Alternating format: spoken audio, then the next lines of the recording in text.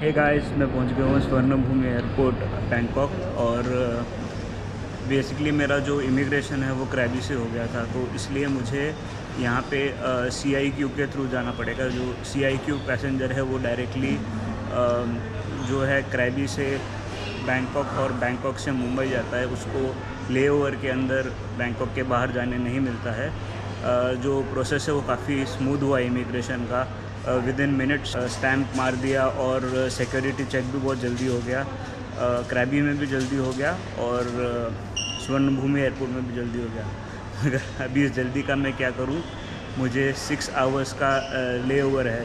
तो चलो बैंकॉक का एयरपोर्ट ही चेकआउट करते हैं तब तक।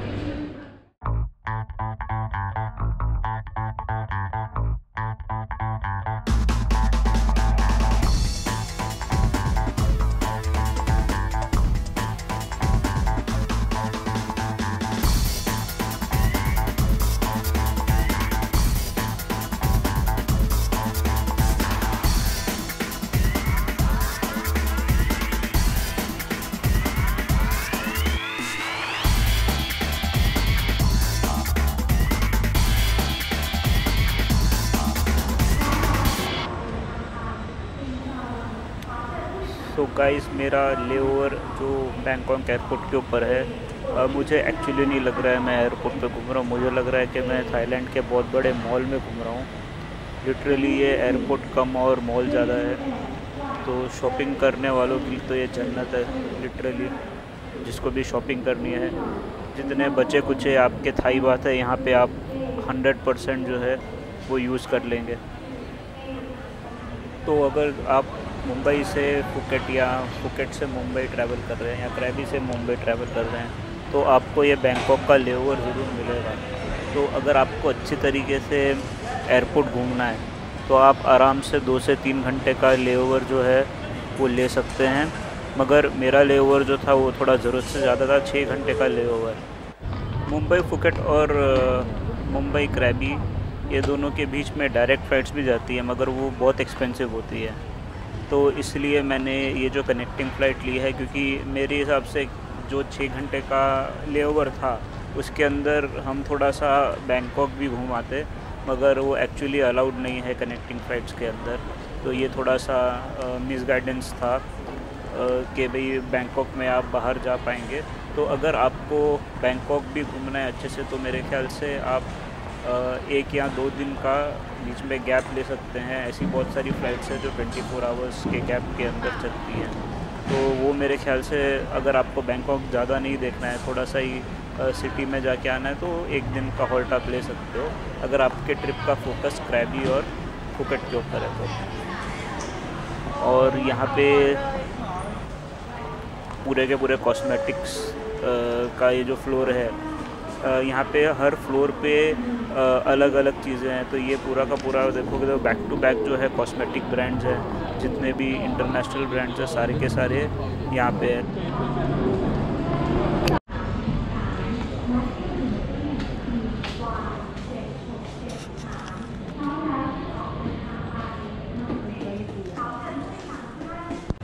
सो गाइस, ये है इलेक्ट्रॉनिक सेक्शन। मैं एक्चुअली यहाँ पे आया हूँ एक मेमोरी कार्ड लेने के लिए। तो चलो देखते हैं कि मेमोरी कार्ड जो है वो यहाँ पे अवेलेबल है कि नहीं। मैं सैनडिस्क का 32 GB मेमोरी कार्ड ढूंढ रहा हूँ मेरे GoPro के लिए। तो आई गेस सो मिल जाना चाहिए। हाँ, ये रही एक्सेसरीज़। और चलो कहाँ है भाई, हाँ ये सैनडिस्क की है। गाइस, मेरे 3 मेमोरी कार्ड एग्जॉस्ट हो चुके हैं, एक 32 GB का और 2 128 GB के। तो मैंने यहाँ पे 32 GB अभी लिया है, ताकि मैं एटलीस्ट 1 आवर की रिकॉर्डिंग और कर सकूँ, क्योंकि अभी मेरे पास स्पेस नहीं बची है। तो ये मुझे जो इंडिया में 720 का पड़ता है, वो यहाँ पे 560 बात का था, यानी कि 1284 का। मगर 3.5% जो चार्ज लगा है कार्ड स्वैप करने का, उसके हिसाब से मैंने 1347 पे किया है। तो मैंने बात की जगह पे अपना डेबिट कार्ड ही स्वैप कर दिया। तो इतना ज़्यादा डिफरेंस नहीं है, 63 रुपीज़ का खाली उन लोग ने कमीशन चार्ज किया। तो I think so debit card swipe करना भी बहुत अच्छा आइडिया है, इन केस अगर आपके पास थाई बात नहीं बचे हों तो। ये मैंने 32 GB का इसके लिए लिया है क्योंकि मुझे सिर्फ 1 आवर की रिकॉर्डिंग चाहिए ES1 मूवी एयरपोर्ट को कवर करने के लिए। और ये जो मेमोरी कार्ड है वो एज़ कम्पेयर टू इंडिया थोड़ा एक्सपेंसिव है। That is the reason why मैंने चलो, क्योंकि इस मोमेंट में मेरे को रिक्वायरमेंट थी तो थोड़ा महंगा ले लिया मैंने, ताकि मैं ज़्यादा कवरेज कर सकूँ इस एयरपोर्ट की। Because this airport is actually beautiful. आदमी पागल हो जाए ड्यूटी फ्री शॉप्स में जाते जाते। एंड लिटरली अगर आपके पास भात हैं और बचे हुए हैं तो आप अपने सारे के सारे भात यहाँ उड़ा सकते हो, जाके इंडिया में उसको फिर से चेंज करने की ज़रूरत नहीं है। तो भाई ये आ गई है काम की जगह, द लिकर स्टोर। और ऐसे स्टोर आपको एयरपोर्ट में बहुत सारी जगह मिलेंगे जिसमें इंटरनेशनल ब्रांड्स के लिकर जो हैं अवेलेबल होते हैं। ये है बेलविनी जो 2500 थाई बात से शुरू होती है, depending upon the age of the liquor जो रेट है लिकर का जो है इंक्रीज़ होता है। तो ये है 25 ईयर्स वाली ग्लेनफिडिक, एंड ये भी बहुत पॉपुलर ब्रांड है ग्लेनफिडिक, ग्लेनलिवेट। तो यहाँ पे भी 18 से लेके 25 ईयर्स तक की एज की जो है लिकर यहाँ पे अवेलेबल है। एंड जो भी आपको ब्रांड चाहिए, देखिए जैक डैनियल्स भी है यहाँ पे। तो इट ऑल डिपेंड्स कि भाई आप खाली 2 ही लेके जा सकते हो, मगर आपको अभी देखना है कि भाई इतनी सारी जो ब्रांड्स है उसमें से आप क्या प्रेफर करते हो। कि आप कुछ ऐसा पीना चाहोगे जो आपने कभी नहीं पिया, या आप कुछ ऐसा लेके जाओगे जो आप ऑलरेडी पीते हो, क्योंकि यहाँ पे रेट जो हैं ड्यूटी फ्री में आते हैं। तो इसके लिए वो एक देखना पड़ता है। प्लस जितने भी रिश्तेदार हैं सबकी यही डिमांड होती है भाई आने के टाइम में कुछ ना कुछ लेके आना साथ में। और वो कुछ ना कुछ का मतलब होता है कि एक आधी बोतल, ये देखो 5180 थाई बात की है ये। तो यहाँ पे ऐसा नहीं है कि सब सस्ती हैं, एक्सपेंसिव ब्रांड्स भी हैं यहाँ पे। एंड ये शिवास रीगल जो बहुत पॉपुलर है। ये जो शिवास रीगल का ब्रांड है उसकी जो लिकर है वो एनीथिंग बिटवीन 1200 से लेके 10,000 थाई बात की रेंज में मिलती है। तो इट ऑल डिपेंड्स कि भाई आपको कौन सी पीनी है। और इतनी सारी रेंज आपको कभी कोई लिकर स्टोर में, लोकल लिकर स्टोर में तो डेफिनेटली नहीं मिलेगी। ये सब आपको खाली जो ड्यूटी फ्री शॉप्स है एयरपोर्ट्स पे वहीं पे मिल सकती है, क्योंकि ये अलग अलग कंट्रीज़ की स्पेशलिटी है। सबका सब जो है एक जगह पे कहीं पे भी इंडिया में तो आपको नहीं मिलेगा।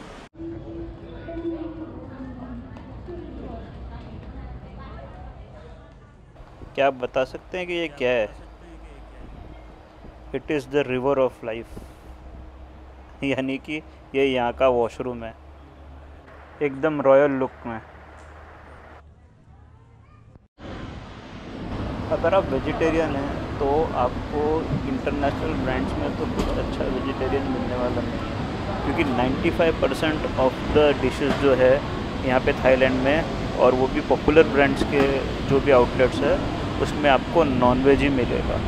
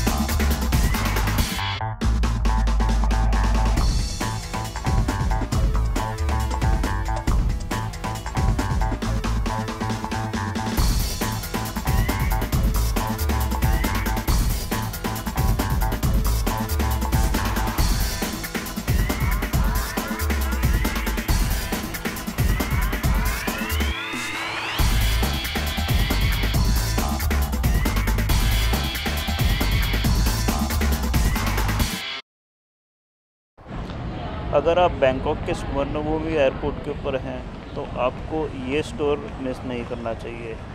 ये है मेमोरीज़ ऑफ थाईलैंड। तो बेसिकली ये एक सुवेनियर शॉप है जिसमें एक्सक्लूसिव जो भी चीज़ें हैं सारी की सारी जो है वो थाईलैंड की है, एंड जो सुवेनियर्स है आप यहाँ से लेके जा सकते हैं। तो ये आपको खाली थाईलैंड के एयरपोर्ट्स में मिलेगा। एंड यहाँ पे भी बहुत सारे आप देख सकते हो थाई ब्रांड जो है वो ज़्यादा हैं। एंड इवन देखो ये टी शर्ट्स भी जो हैं उस पर प्रिंट भी जो है वो पूरा आपको बुद्धा की प्रिंट दिखेंगे, गणेश जी भी हैं यहाँ पे, एंड देन एलिफेंट प्रिंट्स दिखेंगे।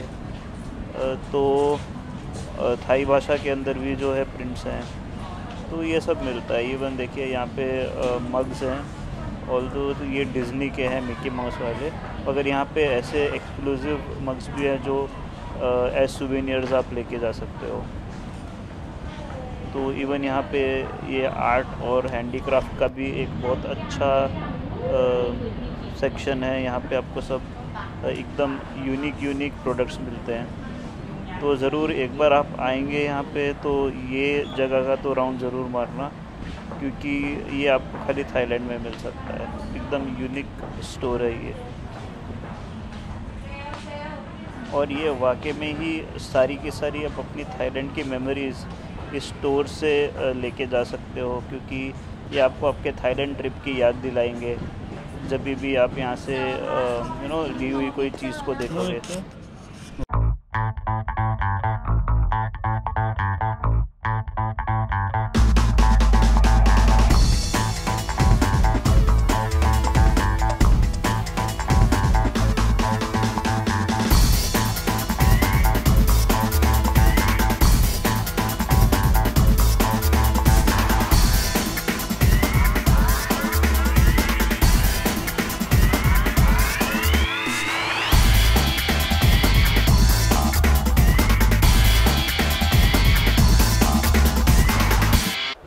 फाइनली बोर्डिंग का टाइम हो गया है और मैं अपने प्लेन की तरफ जा रहा हूँ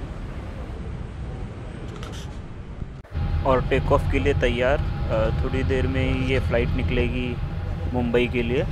दोस्तों ख़त्म होता है मेरा थाईलैंड का सफ़र। मैं पहुँच गया हूँ मुंबई के छत्रपति शिवाजी महाराज इंटरनेशनल एयरपोर्ट पे, और होप सो ये सीरीज़ आपको पसंद आई हो। और वीडियोस के लिए आप इस चैनल को सब्सक्राइब कीजिए। Thank you for watching.